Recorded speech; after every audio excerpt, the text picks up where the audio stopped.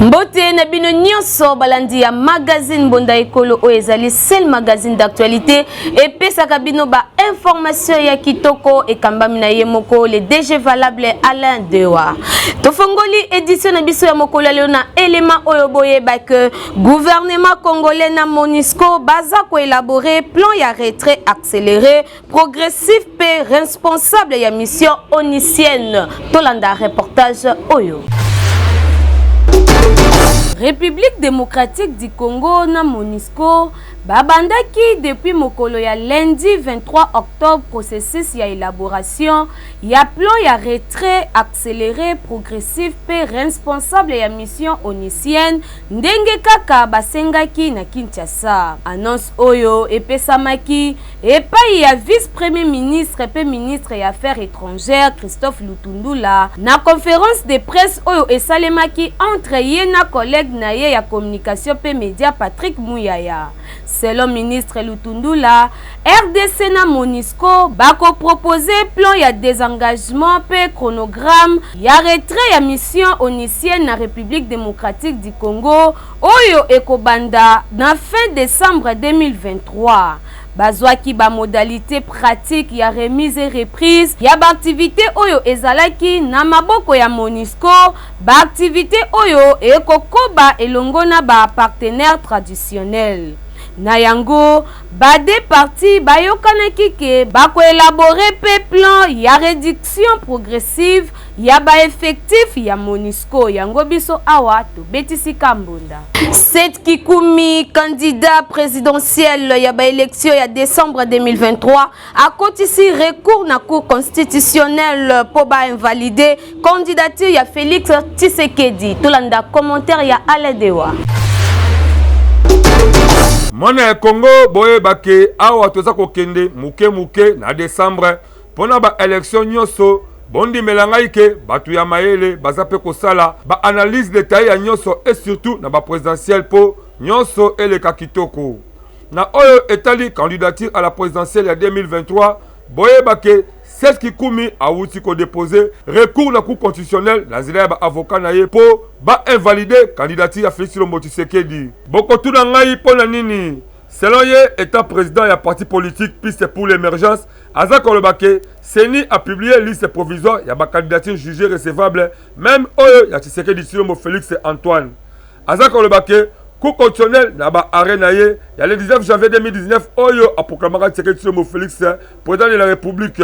Abeti Simbonda boye eza kirie kaka mutu moko a se présenter dans des cycles électoraux na ba identité différente. Le col a des personnes juridiques sakola ki ndenge a changé kombo na ye ndenge a pesi candidature tout oyo donc jugement oyo eza kola ki modification ya kombo na ye. Na yango Seth Kikumi na ba avocat na ye basengi invalidation par défaut de qualité pe inscription pirate. Agangi boye cour esengeli ayebake mais Tshisekedi Tshilombo Félix aza différent na mais Tshisekedi Tshilombo Félix Antoine donc awa eza ko bima lokola batomi balé.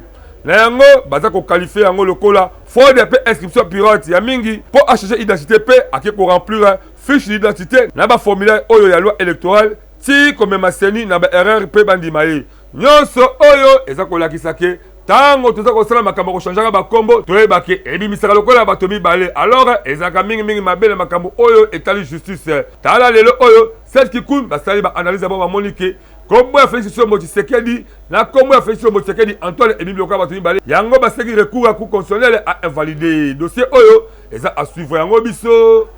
Tobetisika kambonda. Olingi basela o reportage moko ya kitoko ya kafu benga Bonda Ekolo agence pokuna ba professionnel a média nde bazo sala musala.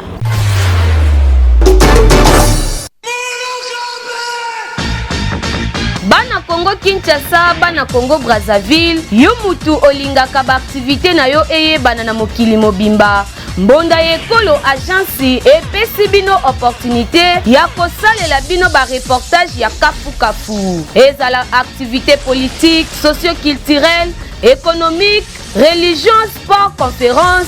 Awa na mbonda ekolo agence ezosalema avec professionnalisme pe eza na prix moko très abordable. Esuki wana te endeko na ngai keba na ba reporter ya muyibi oyo bayaka kozwa ba image pe elekaka nango na télévision te, kasi awa na mbonda ekolo agence nyonso ya filmage, modération, réalisation, photoshooting ezosalema avec un partenaire idéologie parce que awa tokanga masolo pena oyo etali image yebake okozwa yango pe ata na format ya YouTube. Olingi oyeba bisika tozali benga biso na plus 243 89 81 81 097 na bandeli lisusu na plus 243 89 81 81 097 na mbonda ekolo agence nyonso ya reportage ezosalema kitoko avec professionnalisme et yokanio. Bakotisi requête moko ya invalidation ya candidature ya Moïse Katumbi na présidentielle ya décembre 2023 kuna na bureau ya cour constitutionnelle tolanda élément oyo na bokebi nyonso. Bureau ya cour constitutionnelle ayambaki le 20 octobre requête moko ya invalidation ya candidature ya Moïse Katumbi président ya parti politique Ensemble pour la République. Auteur ya requête oyo ezali bongo Junior tu vois dit oyo azali ko justifier objet ya requête na ye, notamment problème ya nationalité ya candidat na présidentielle, usage ya faux, affaire ya SMIG oyo eza en rapport na salaire ya ba travailleur ya Moïse Katumbi na société na ye ya Katanga. Na effet oyo Junior tu vois dit aza kosenga na cour a invalidé candidature ya Moïse Katumbi na élection présidentielle ya décembre 2023. Na yango requête oyo esalemaki juste après que commission électorale nationale indépendante Seni na Mukuse a publié liste provisoire ya 24 candidats na élection présidentielle. En attendant réponse ya parquet général près la cour concernant principalement envoi ya fixation pour na éclairer na affaire oyo, monsieur Hervé Diakese, porte-parole ya Katumbi, a rejeté ki ba allégation nyonso. Yango biso awa tubetisi kambonda totikala kaka na élection ya décembre 2023. Augustin Kabouya devant ba militant ya IDPS abimisi ba kombo ya équipe de campagne électorale ya Félix Tshisekedi. Alain de Walissus na commentaire. Mwana ya Congo et banisiko officiellement ba animateur ya équipe ya campagne électorale ya président sortant mwana mboka Félix Tshisekedi pour na ba élection décembre 2023. Coordination ya masolo yango ezana maboko ya mwana mboka Jacquemin Chabani oyo aza conseiller en charge ya politique électorale ya Félix Tshisekedi na akasi ya bandobola oyo azala kabilisa économie ndenge mwana mboka Augustin Kabouya secrétaire général ya IDPS ndenge ayebisaki ba militant na bango. Mais okomona pe masolo yango mwana mboka Augustin Kabouya, Jean-Pierre Bemba Gombo, Vital Kamere, Jean-Michel Sama Lukonde, Bachi Lukwebo, Père Christophe Mbosso po mutra mutu azo charge ya kwa na ye de manière que nyoso eleka kitoko. Wana kitsa sa bondi belanga ke équipe ekozala composée na 4 personnes à raison ya 4 districts po eleka pe malamu. Mena mikolo oyeza koya mwana mboka Augustin Kabouya abeti mbondake 8 personnes misusu bakozala désigner pour na accompagner équipe oyo. Mena cadre balise provisoire ya Seni pour na ba élection de décembre 2023 bondi belanga ke candidature ya Félix Tshisekedi ezana nous maintenir entre temps toza kozela pe liste définitive ebima mingi soki ku constitutionnel asuki masolo nango yango pe biso tobetisika kambunda. Olingi okoma journaliste professionnel cameraman moko ya makasi olingi oyeba kosala ba montage vidéo yaka na centre de formation média indépendant kuna baza ko former kitoko.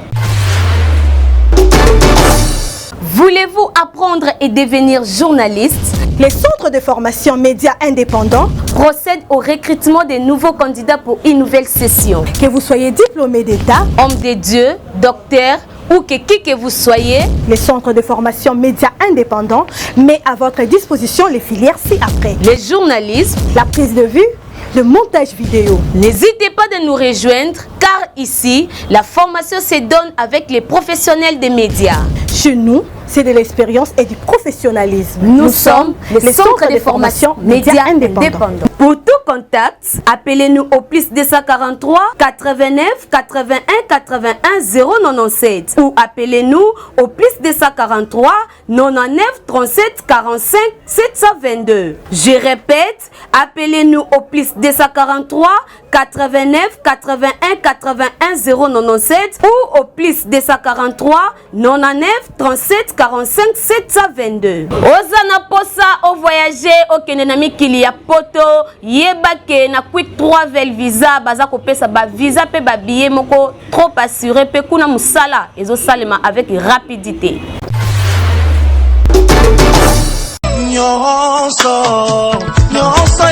Ndeko mwasi ndeko mobali mwana Kongo onyokwami ya tro na likambo oyo etali ko voyager na mikili ya poto. Quick travel visa eye po na kopesa solution na ba problème na bino po boleli mingi pe bonyokwami ya tro. Yo mutu olingi o voyager partout na mokili mobimba yaka na lombango awa na quick travel visa oyo ezali ko fonctionner na domaine ya assistance ya visa rapide.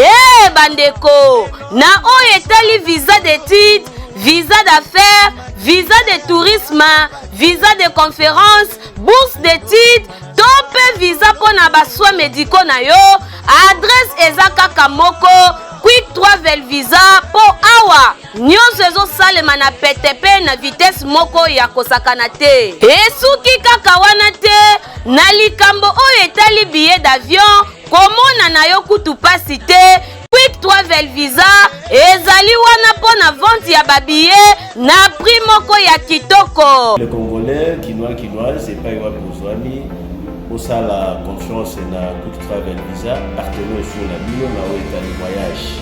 La visa ya Ouezo Bima, la visa ya Canada, la visa ya Afrique du Sud, la visa ya Cuba, bref, la visa ya Mokili Mobimba. Tout ça limité. Pour conseiller la bino assistance, côté prise en charge et qualité.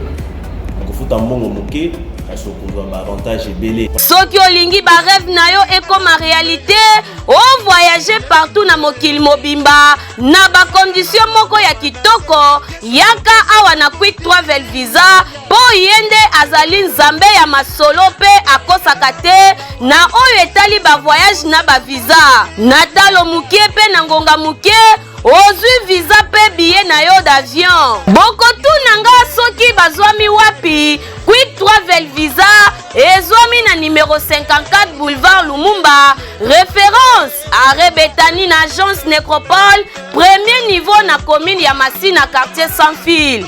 Tope benga bango na plus 243 81 93 39 saede. Na Quick Travel Visa babetela yo lisolo te yaka omona o vivre réalité. Na Quick Travel Visa nyonso ya voyage pe ya visa ekomi pete.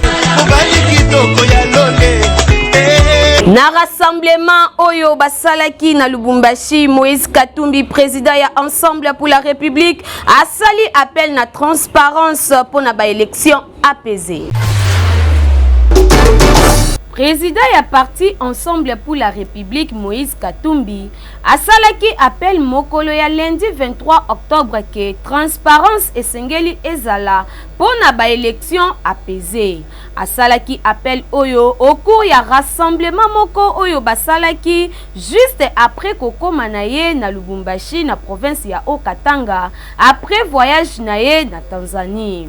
Rassemblement oyo esalemaki liboso ya siège ya parti na ye sur avenue Kamanyola nde Moïse Katumbi alobaki liboso ya foule ya ba militant na ba sympathisant oyo batambolaki na ye kobanda aéroport. Moïse Katumbi asepelaki na komona ndenge mboka ezokende na ba élection na kimia nyonso pe oyo akozala makasi alonga na transparence. Pona ye ba candidat mosusu baza ba adversaire politique et non ba ennemi. pour que yango esalema abengisaki ba partisans bazala vigilant et surtout ba privilégier kimia oyo ezali gage ya développement nyonso. Na yango esengeli toyeba que avant prise de parole ya Moïse Katumbi, Christian Mwando oyo azali au représentant na ye asepeleki pe apesaki merci na seni na ndenge bavalidaki candidature ya Moïse Katumbi avant ya koindike que désormais baza kotalela kaka cour constitutionnelle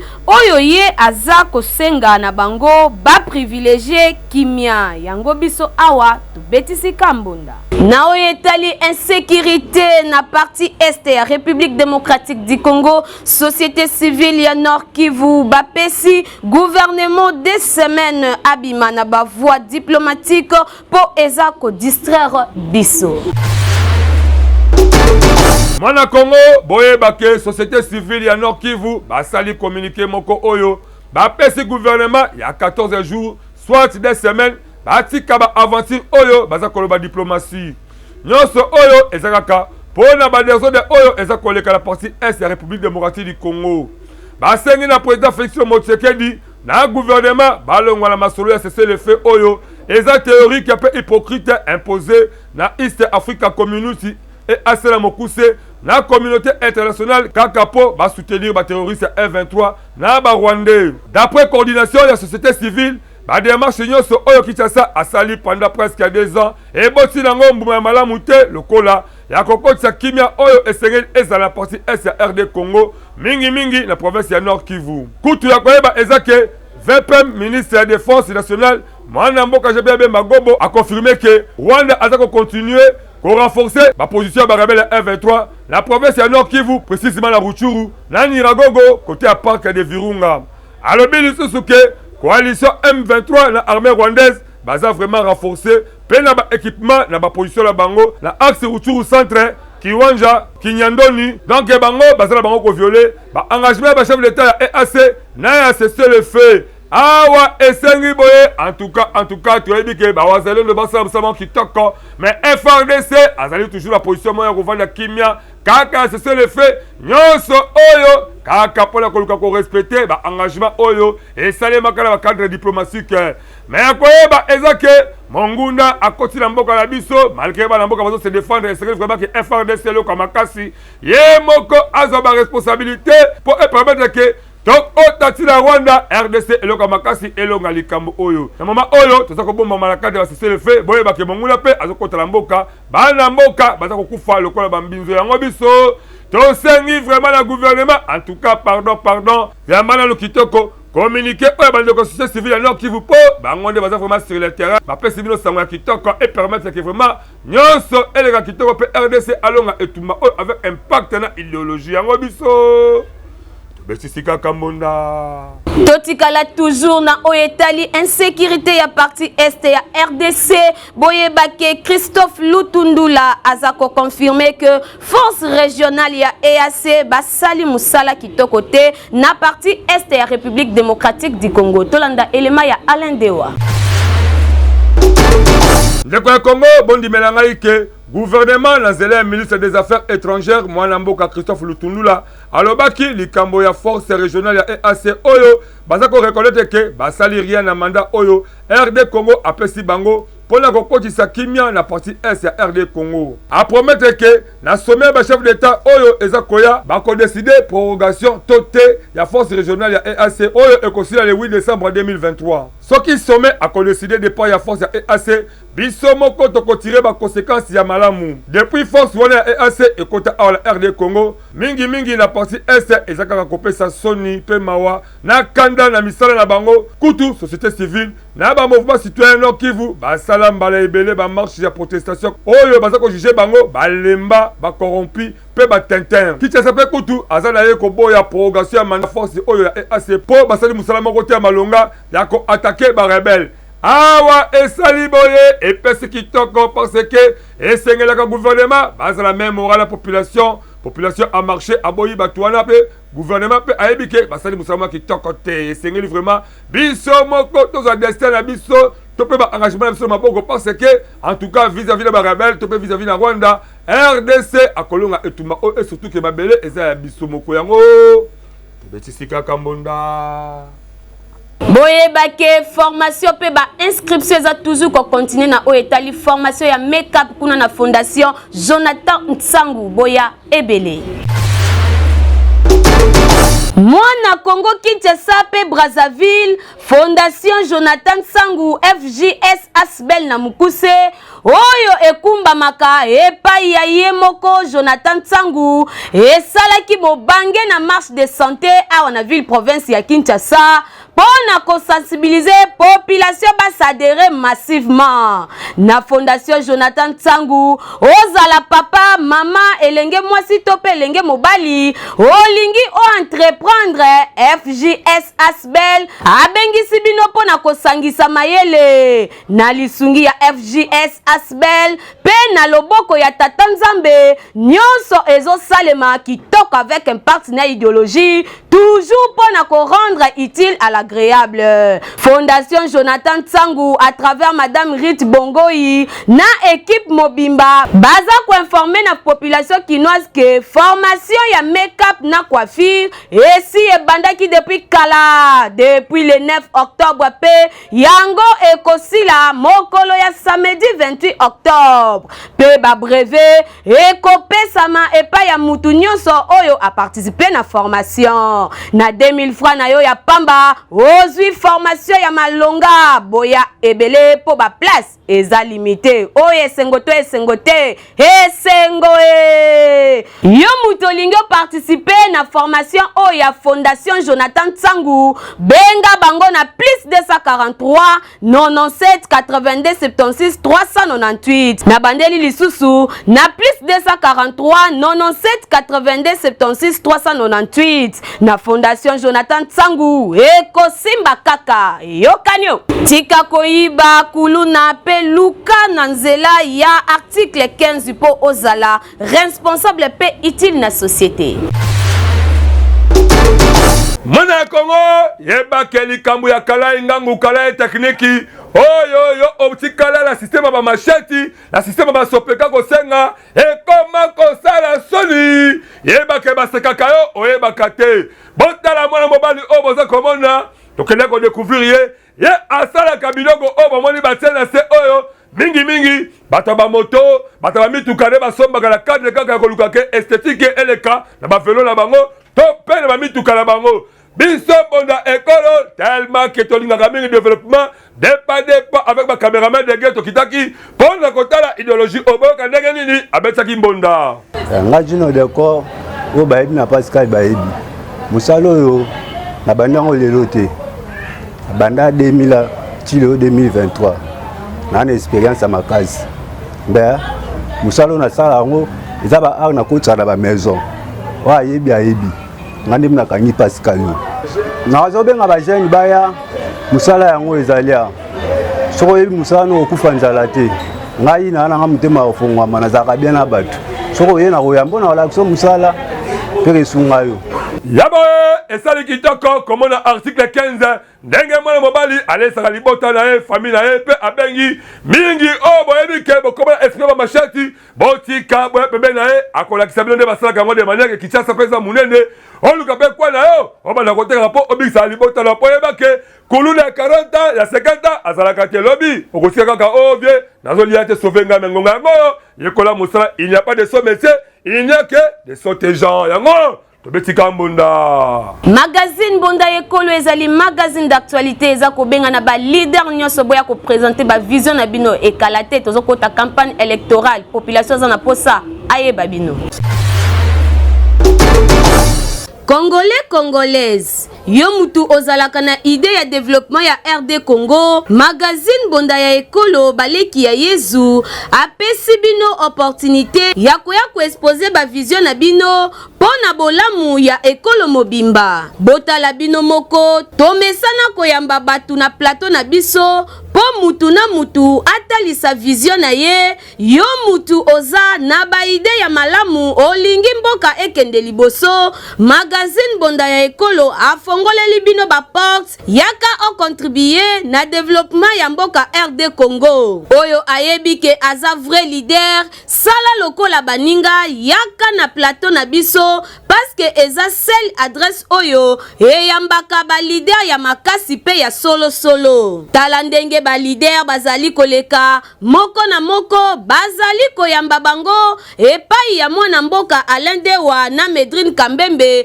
avec un partenaire idéologie. To abordaka basi nyonso lokola politique, économique, socio-culturel, religion, pena basi mosusu oyo ezo contribuer na développement ya mboka na biso. Bazomona pe o batana makanisi kimute mabete. Batu mususu kala kimute mabe ya longwanga na yawana. Mais bato batana miso baomona Congo ezo kena ndenge mususu. Elle est limitée na mumbele un peu partout. Donc nazo continuer lisusu na suki wana te. To se sentir à l'aise na kati ya changu na biso. Ok, merci beaucoup. Ndenge kaka bozali komona bango pe bazali balide oyo bandimi ko participer na développement ya ba quartier commune pour que mboka ekende liboso. Na bino pe balide oyo boza kolanda biso bolinga ka développement ya quartier ya commune to pe ya RD Congo mobimba. Bobenga biso na numéro oyo eza affiché na bas d'écran na bino.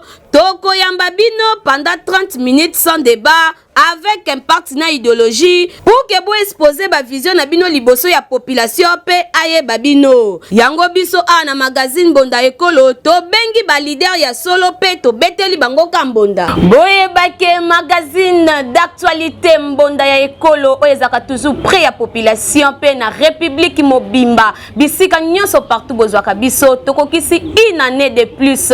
Merci na bino nyonso o boza ko souhaiter biso ba joyeux anniversaire pe boza ko soutenir biso pour que ma solo nyonso tout ele ka normal pe na esengo nyonso. To pesi bino merci bo continuer na kolanda biso po biso tozalaka toujours pembeni na bino.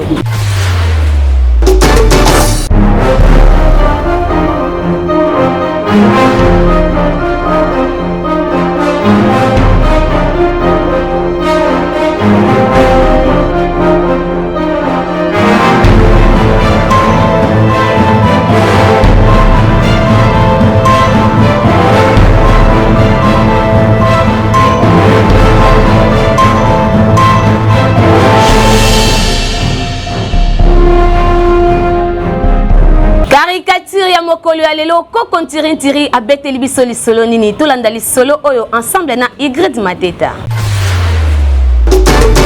Ndeko ya Congo boye bake mingi bamatanga tokendaka okomona babengi DJ po ako kontrole baka muziki me mingi baba DJ e koma ba couple na barola bamatanga abala ko bokaka ba tumemba membre ba famille te po ba pesaka ba mbongo me ba famille misusu e pesaka ba kanda e surtout que ceux qui ba yebike mbongo e kaboni me e konda cotisation te kaka nanga iso oyo eza koloba ba beti DJ na matanga ko batandi na salle étant na marque na ye prêtre moko a commis yokaye. Pessi, bon signal le DJ, prêtre de Castro a commis déjà. Tellement que les prêtres de Castro allaient la koyebana, yewana na matanga batu aye kosa batapage.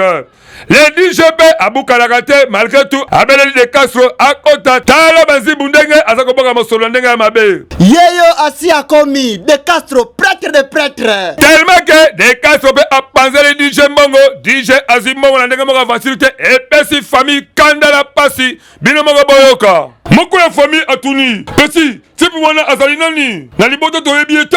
Oh DJ, pesa mort à Pessi yo. Comment la famille a tiki rien? Kakayo. Et comme nini? Tellement que DGP Moutou Makasi, la consabilité, famille et Tomoki, parce que DJ Mawa plein. Les DJ Azangaba argument, la consabilité, Kope RVC, Wana le DJ Azu, Souka la frappe et la famille Nenga Liboma. Enter le petit Mikendo, Depa et pas les Coco Tiri, Binomoko Bolanda. Eh, omoni vetiri na matanga ya bato yo DJ oye kop ya kobwaka ayaya yaba totei kala ba DJ boye baraketa bokena ba matanga ya bato keba na mabanga oh les prêtres la famille bayebiete famille mingi baza na besoin ya mbongo bakuna libota na bango bino pe bosa ba voter na matanga ya malame bongaka contribuer sika bandeko bakufeli po e permettre que ba obsèque eleka kitoko ke okabela ba DJ ba mbongo tandanga nini esukeli mabe yango biso topesika conseil pe tobetika kambonda. Merci Nabino Nyonso oyo bozalaki ebele liboso ba post téléviseur Nabino pona kolanda biso. Merci beaucoup, merci pona une année de plus otokokisi pe na bino nyonso oyo boza ko souhaiter biso ba joyeux anniversaire kasi bobo sanate. Bon continuer à s'abonner massivement na chaîne YouTube Nabiso Mbonda Ekolo officiel yango ndeza seul moyen obroki ko soutenir biso kasi bo benga biso pe na ba numéro oeza affiché liboso ba post téléviseur Nabino pona kolekisa ba page rose Nabino ba événement Nabino ya ndenge na ndenge toko yamba bino na esengo nyonso na sima ya caméra ezalaki bongo Disol pe Benjamin Kilunga nde basimbaki caméra ya mokolo ya lelo kasi kuna na réalisation pe montage ezalaki Igrid Mateta kasi na kosisa boete na bosanité le DG valable Alain Dewa ngai Medrine nazaki na esengo ya ko présenter édition ya mokolo ya lelo tokuta na mbala ya sima bye bye.